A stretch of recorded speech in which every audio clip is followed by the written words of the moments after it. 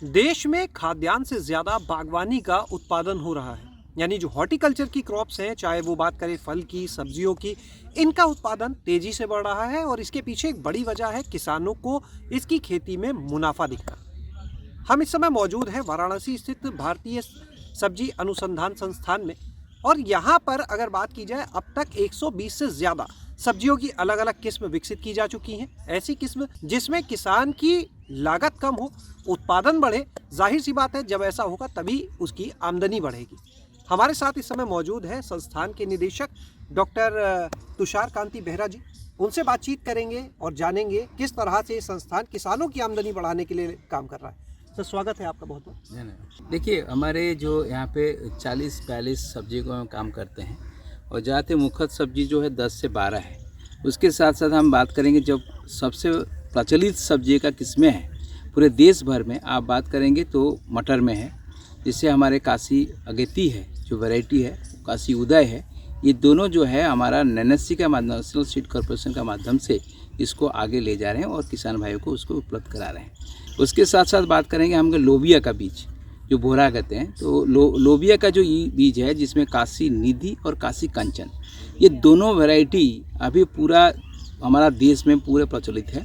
कम से कम ये दोनों जो क्रॉप है, मैंने बताया कि एक है मटर और दूसरा है लोबिया, ये दोनों कम से कम 40 से 45% जो किसान इसी को उगाते हैं और उसको आगे ले जाते हैं। तो इसके भी बीज आप NSC के माध्यम से ले रहे हैं। फिर टमाटर का काशी अमन भी है और बैंगन का जो है काशी तरु जो है हाइब्रिड है, वो भी बहुत अच्छा होता है, जिसके गोल बैंगन का आजकल यहाँ बहुत प्रथा चलता है पूरा देश में।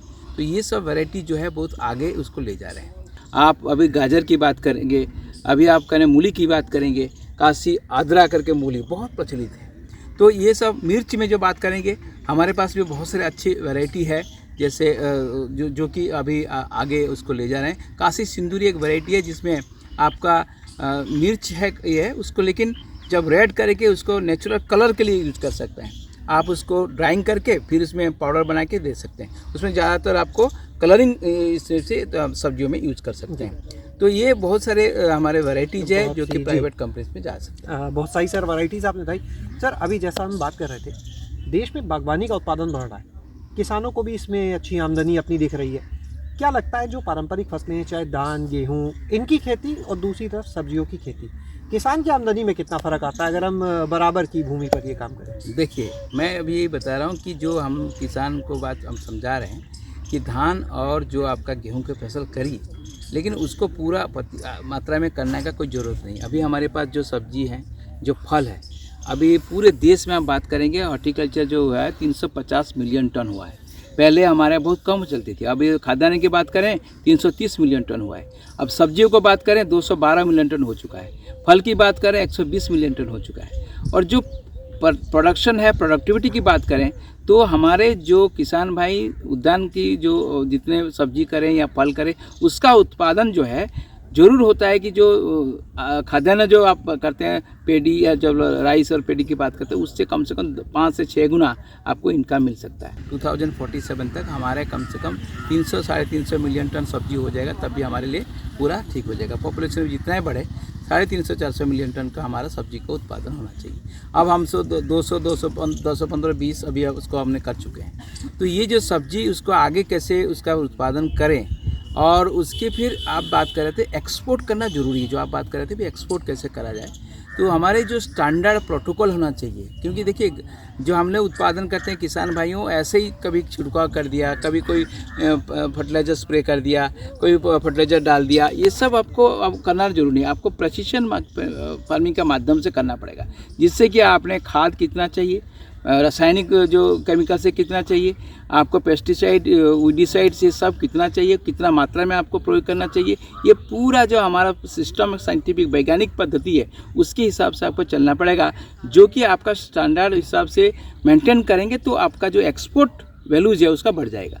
क्योंकि जब हम अभी भी हमारे वाराणसी रीजन की बात करें, अभी भी हमारे उसमें मिर्च और भिंडी और उसके साथ साथ दूसरे जो बेल वाली सब्जी हैं, लौकी है, करेला है, ये सब एक्सपोर्ट हो रही है। फसल सभी स्टैंडर्ड नहीं होगा जब तक उसको हम एक्सपोर्ट कर ही नहीं सकते। सर, सब्जियों की खेती में अगर बात करें, तकनीक कितनी महत्वपूर्ण हो जाती है जो हम आधुनिक कृषि की क्योंकि बात कर रहे हैं, और कुछ ऐसी तकनीक भी बताइए जिनसे हम ये सब्जियों की जो खेती है उसको और बेहतर कर सकता है किसान। देखिए अभी हमने कि अभी जो गवर्नमेंट का संस्थान चले AI based artificial intelligence based जो एग्रीकल्चर फार्मिंग करना चाहिए, प्रेसिशन फार्मिंग की बात हो रही है, आईओटी बेस्ड फार्मिंग की बात हो रही है, तो ये अभी आना जरूरी है। सर किसान जो सब्जी की फसल उगाता है, कई बार होता है कि फसल खराब हो जाना किसी वजह से, उसका चाहे वो उर्वरक की वजह से ध्यान ना देना हो, उर्वरक सही नहीं पड़ा, या जो आपने पानी की बात कही, क्योंकि फसल में ज़्यादा पानी हो तब भी फसल खराब होगी।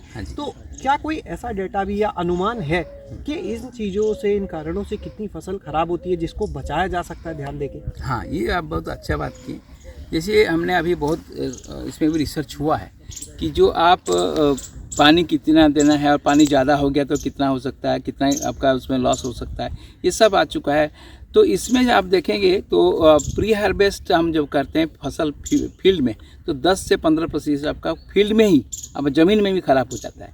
दूसरा चीज़ आता है जब ज़मीन के उसको तुड़ाई कर चुके हैं, उसके बाद हमने देखेंगे तो कम से कम 15 से 20% आपका तुड़ाई के बाद भी उसका लॉस हो चुका है। तो ये कम से कम मिला दें आपको, कम से कम 25 से 30% आपका जो प्रोड्यूस होता है वो पूरा लॉस हो जाता है। यानी जितना फसल लगाई जितना उम्मीद लेके चले उसका 30% बेकार हो गया। तो इससे कि ये आपको ध्यान देना पड़ेगा कि हमको कैसे कब काटना है, कब बोना है, कब करना है और कब उसको तुड़ाई करके मार्केट पहुंचाना है। ऑर्गेनिक फार्मिंग की बहुत बात हो रही है। तो ऑर्गेनिक वेजिटेबल्स क्योंकि हम लोग पूरा उसको डायरेक्टली खाते हैं, कंज्यूम करते हैं, उसको ये करके बॉयल करके हो या उसको सब्जी बना के खाते हैं, तो पेस्टिसाइड रेसिड्यूज बहुत ज़्यादा रहता है। किसान भाई लोग आजकल मैं आपको सबको बोलता हूँ कि किसान भाई लोग आप इसमें पेस्टिसाइड जो है जितना चाहिए इतना डालिए, उसका ज़रूरत नहीं उसको मत डालिए, क्योंकि उससे क्या है कि आपका अपना खाद्य के हिसाब से शरीर में आता है और आपको ही प्रॉब्लम करता है।